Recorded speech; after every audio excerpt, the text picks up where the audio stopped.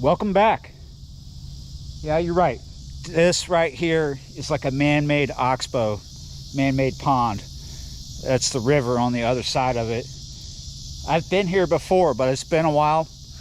When a bunch of time, maybe a year's worth of time has passed since coming to a spot on the river like this, it always looks different. Slightly familiar, but very, very different. There's a lot of things here now that weren't here before. We need to get over there to the river, so we're going to have to do a bushwhack through here.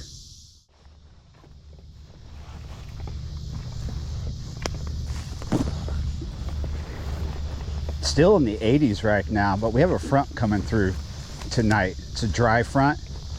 We had high wind earlier today, around 14, and on the river, cranked that up a little bit, and that's what you got. Very windy. Not sure what that says, but can you see that right there? People do come down here, even though it's very overgrown. It is a very interesting place to adventurize in. The wind speed is below 10 right now. It's around 9, so it's perfect for what I want to do. I have two kinds of catfish rods with me. One for this pond, if the river doesn't work, and one for the river, whether it works or not. We're almost there. Lots of big logs down here. Here we are, we're right where this skinny man-made oxbow ends. You can see right there. Oh, and we're back up on the rocks.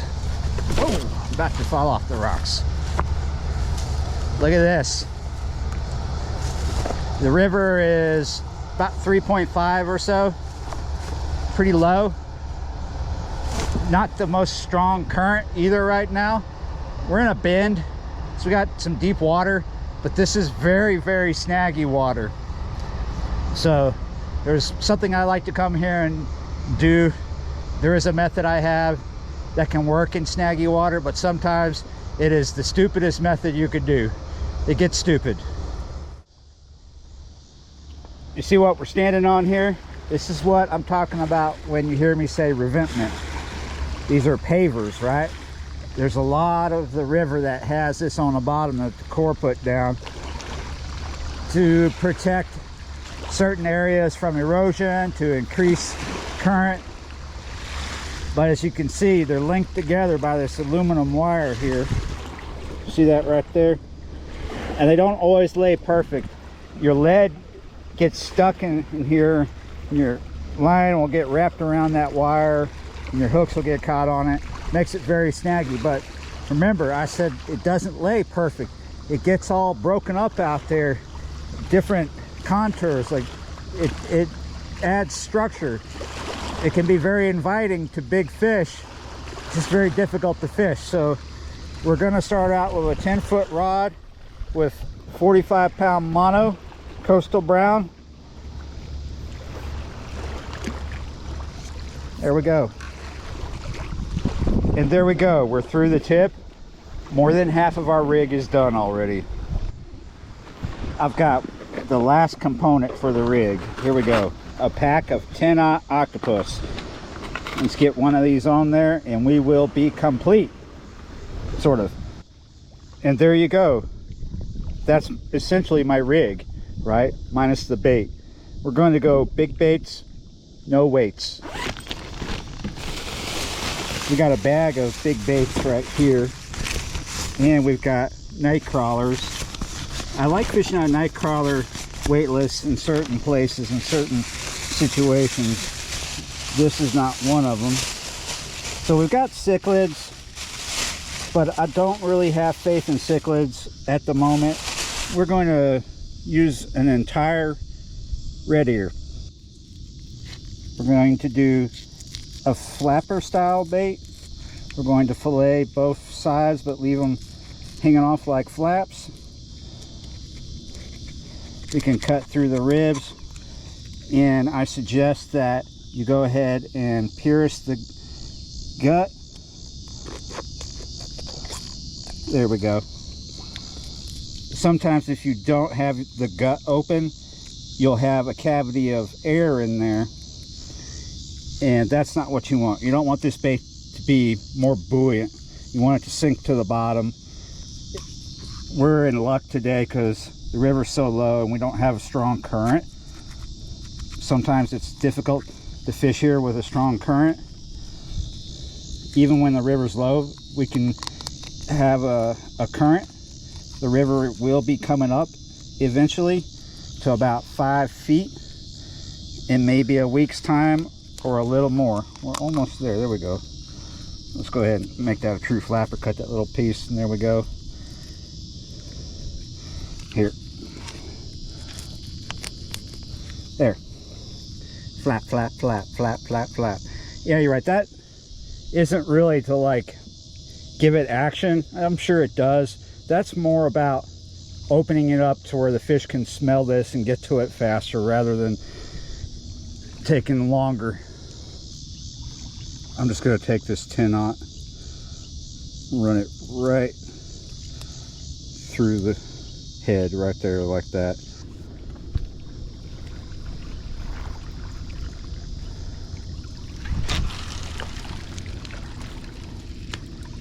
Oh, it did not go out too far, but that's fine for the moment.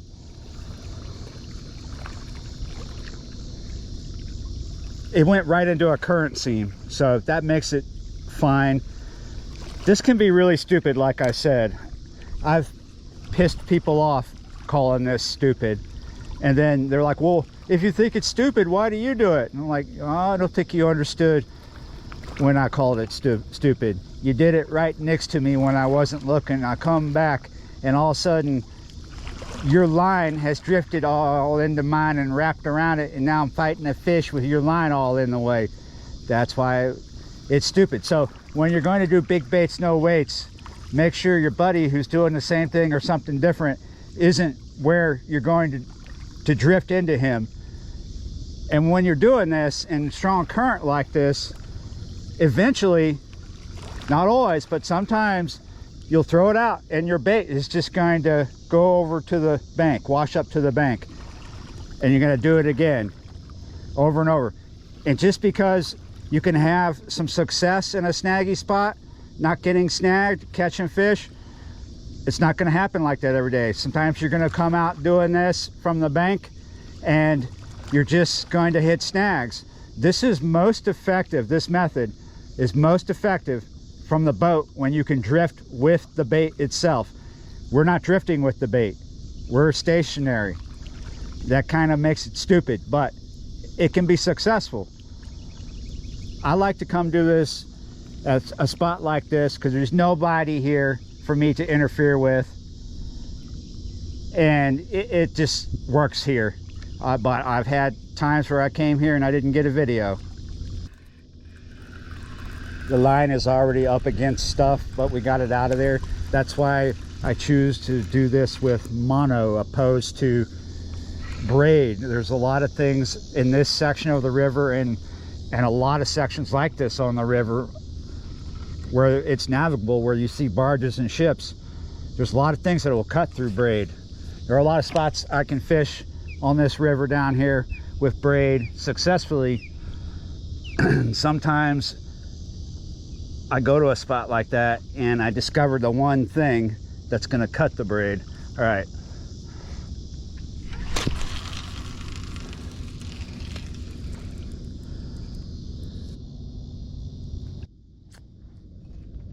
I haven't been here long, but that current seam that I was throwing into has disappeared.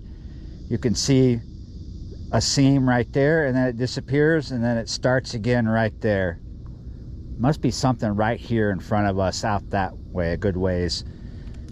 As you see, if we walk along these rocks, that was a mullet right there. If we walk along the rocks, we can cast into it.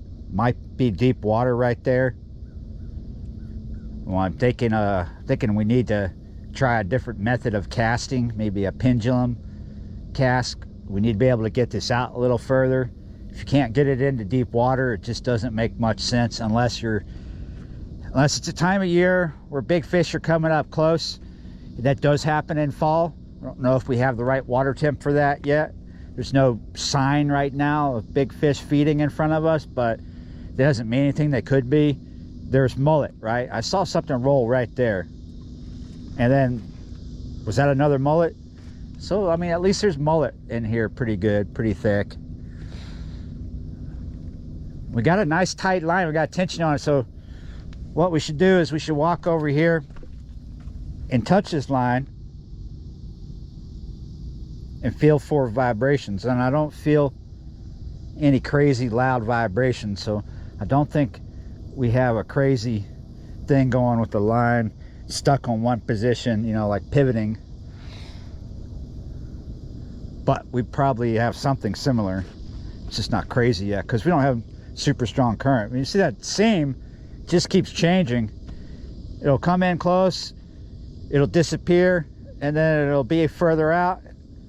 It's just swirling around. We got a nice swirl going on.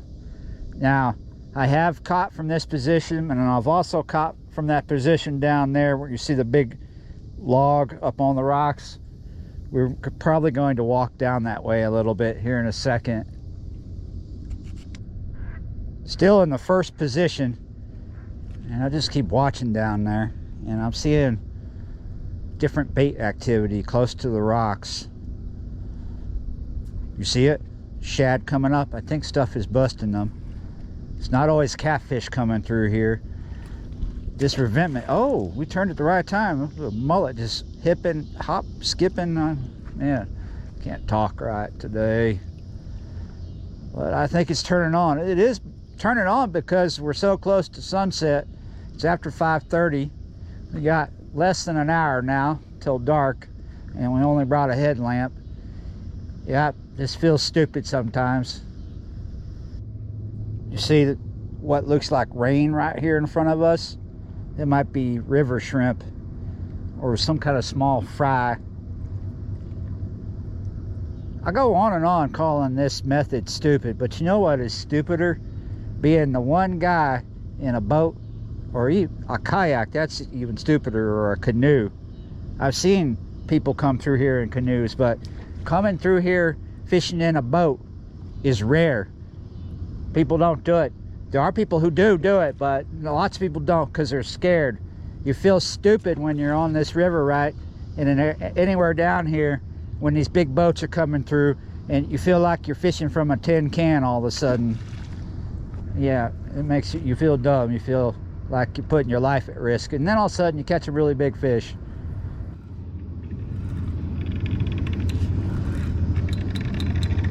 Ugh. Oh, this looks like maybe the...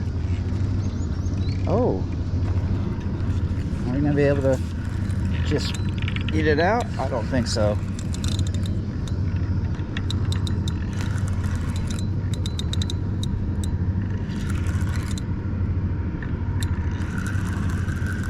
What's going on here?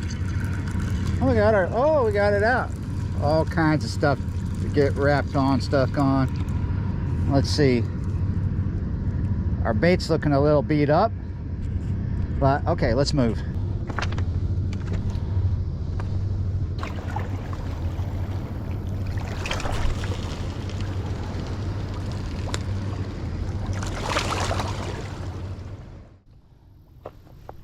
Oh, look at this. I was about to go look at the pond. We're getting a bite.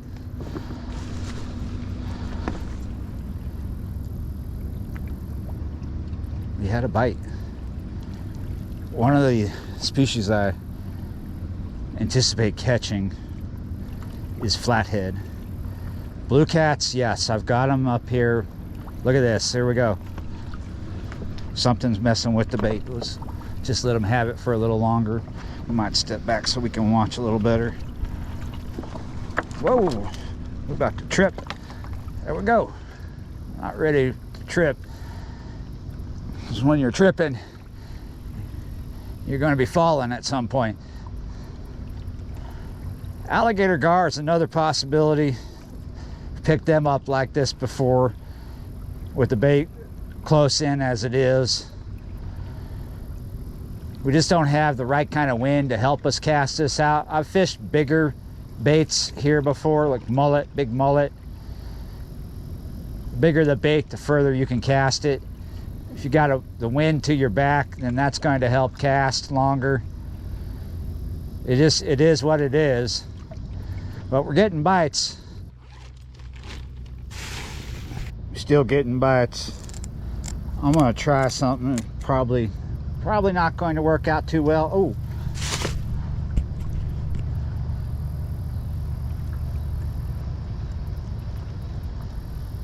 Oh, I thought we were about to have something. Sometimes doing this, fishing a really big bait, you'll see bites like that and you'll think, oh, and you'll go try to set the hook, but what you're doing is pulling that big bait from a little fish. The bait may be too big for the fish to get in its mouth. You really got to wait for chaos to break out, for like a really bend in that rod, a real violent bend, and it just keeps going. You're like to the point where it's almost going to rip the rod out of its holder. Otherwise, it's probably just a little fish pulling on that big bait, tearing at it. Just let it be. We cannot get too complacent though. We'll keep watching. Oh, look at that. There it goes again. Where does that bird went by? Oh, it's almost there. Something. It's not quite saying, come mess with me. It's getting there. I don't know if we're going to get to the point where we're going to do our little thing here with the other rod. I was thinking about putting it in the river. It's only 20-pound test. I brought night crawlers for it, but we're going to put on a little piece of cut bait. I don't even remember what size that hook is. It's a 2/0 or a 1/0 Kale. And it's only got 1 ounce of lead on a slip weight. I haven't made up my mind whether it's going out there or in there. Let's try it out in the river. Oh, hold on.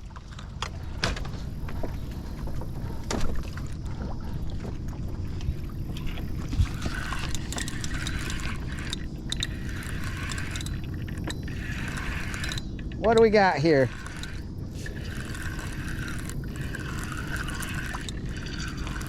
Ah, we had nothing.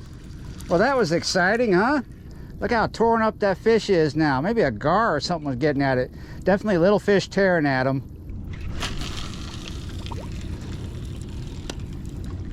Just not going to be able to get a distance cast with that today. Not that it's going to matter, right? It seems like we're doing okay without having a multi-mile distance cast.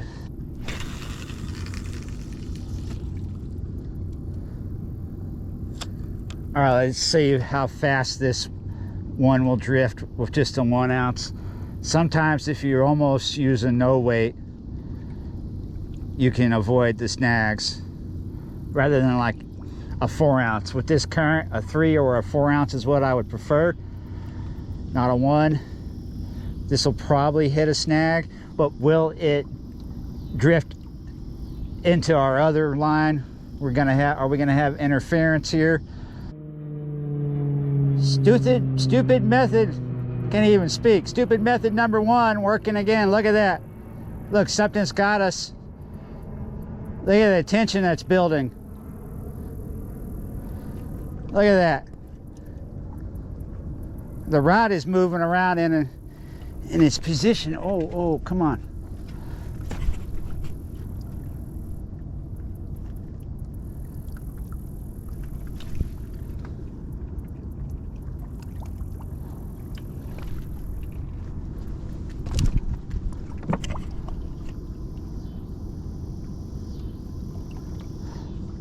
Let's go ahead and take it out.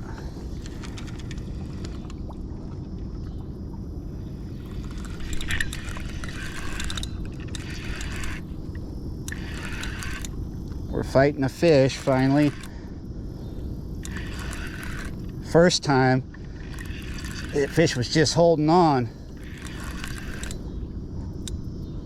Let's just hope that he doesn't get the line wrapped around something. He could like swim right through a loop of wire. I've been here many times doing this and it didn't work out. It's always nice when it works out. Ah, it's not what we wanted it to be though. We still,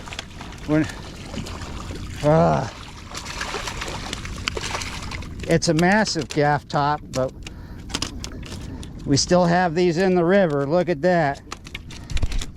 Look at the size of it.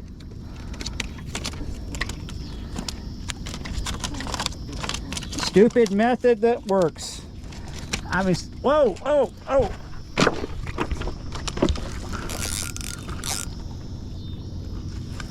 Stupid method number 2.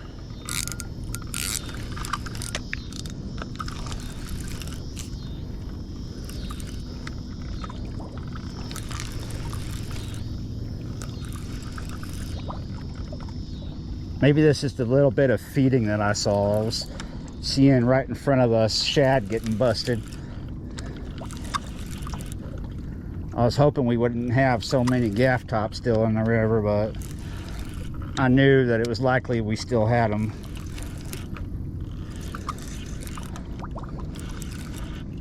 Oh!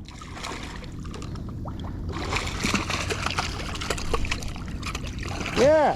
Stupid cat, stupid!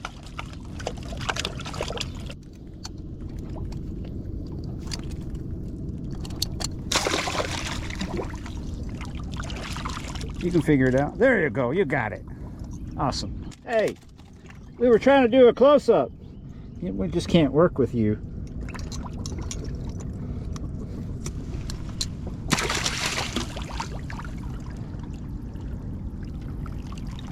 You got it. Good. All right, I just wanted to come out and share this stupid method with you. Again, it's not that I literally think it's stupid. I just think that it's stupid sometimes in certain situations, or it can make you feel stupid, right? It's stupid from the bank sometimes. Doing this with night crawlers, chicken, live bait, dead bait from the boat, drifting with the current and the wind works a little better, but from the bank, you're in position, your bait is not. And that can create problems. Yeah, you're right. Or if you're around people that are fishing and there's current and you're doing this, you want to make sure you're not drifting into them. You're going to be causing a lot of mess and a lot of headaches, right? And then you feel stupid. Or maybe you're just one of those people that doesn't care. But yeah, you're right. It does work. It's not entirely stupid. But yeah, you're right. Hey, thanks for watching. Oh, why is he taking off so early after catching? Well, I don't want to sit here catching a bunch of gaff top when I'm going to go fish with someone else in a little bit. So we're going to duck out now so we can get through the woods in light and see where we're going and get to the house and get ready for the next one, because I'm supposed to fish with someone tonight. So might as well just avoid dealing with gaff tops. I made my point. I said my jokes. I got it done. So thanks for watching, and I'll see you next time.